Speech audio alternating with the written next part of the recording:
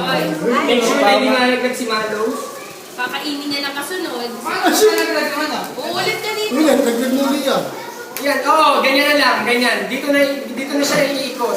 Pag nalaglag yung balloon, kung nasaan siyang station, doon na lang mag-start. Basta hindi pwedeng tumuloy ng nakamot. Sige, go. Uy, bakit? Dito na lang. Dito na, pabalik na lang, pabalik. Basta umabot ka dito. Dito na lang. Pabol nga, pabol. Tiebreaker, guys! Ay, balik. Pag ganito mo yung titin, no? Hoy! Concept na kayo, hindi makakatapos yan, no? Oh. Yay! Panalo na kayo! Oh, next. Sige. Yan. Ready na natin yung kasunod na balon. Oo, sige. Pagmumura ba?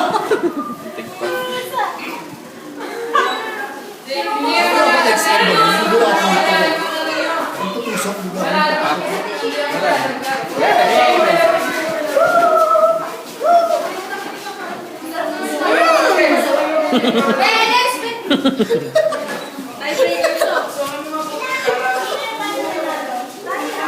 Laglag to. Laglag. Ano talaga? Ang bilis eh, oh. Kasi ang galing-galing nyo. Napakatapakan kayo ako sa inyo. Sila, parang pinuli eh, no? Alam yung feeling. Pwede ka lang. Partida nga daw eh, partida. Sali. Ako ka ulit yan. Dapat tayo Layo mo. Apat kita!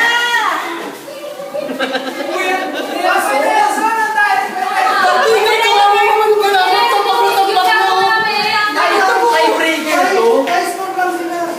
Ano, apat, tatlo na lang to. Ay, hindi natin alam kung paano mangyari. Oo. May magkukulat siya. Kulat sa pressure. Makukulungya tayo. Di ba tayo na naman? Hindi dalawa. Kasi ano, tutusukin na. Ayan, alam niyo na ang pakiramdam ng masakit ang tiyan na nagpipigil. Ganyan maglakas.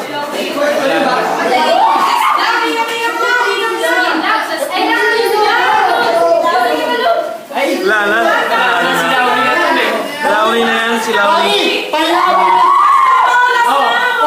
Parang meron pang kalaro.